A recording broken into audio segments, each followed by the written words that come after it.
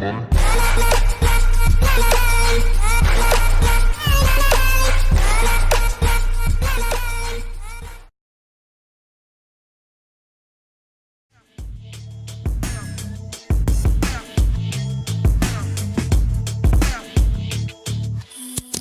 Nexus is the centerpiece of our on-demand mobility philosophy.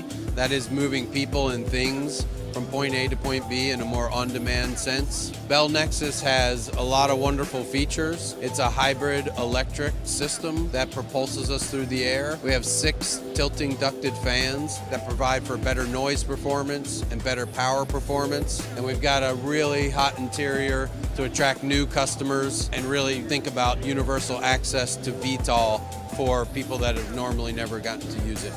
And so you're expecting to deploy these maybe 2023 in partnership with Uber, is that correct?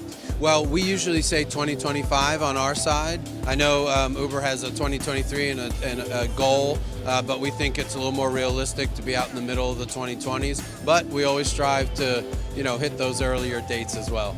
So I imagine you've had a lot of conversations with the FAA. What have those conversations been like? The FAA and Bell share the same goals. Safety is their #1 goal. Safety is our #1 goal, so it should be easy to talk. Do you envision creating additional models? Yeah, so we actually have another model that's a part of our on-demand mobility strategy behind the Nexus. It's called the APT. It stands for Autonomous Pod Transport, and it's a small tail-sitting biplane that can carry 20 pounds in the smaller version. We have a 70-pound payload version that's a larger vehicle, also over there in mock-up. And we think that's going to be a family of vehicles that can carry anywhere from 20 pounds up to 1,000 pounds. And so in a standard passenger ride, how fast can we expect these things to go? We're targeting 150 miles an hour with this vehicle and a range of 150 miles. 150 miles, and okay. Remember, for our vehicle is hybrid electric, so we'll do that with gasoline generating electricity and being distributed out to the fans.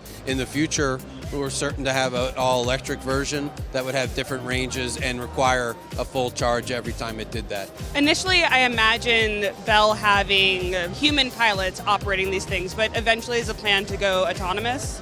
Yeah, so right now you see Nexus in a 4+1 configuration, and we say it like that instead of 5 because that +1 is initially the pilot, because we believe the customers will expect the pilot to be on board with them in the early stages. But then as soon as we get all the data we need and people are starting to feel more comfortable with the idea of having VTOL in their lives every day, we'll pull the pilot out and have an all autonomous vehicle.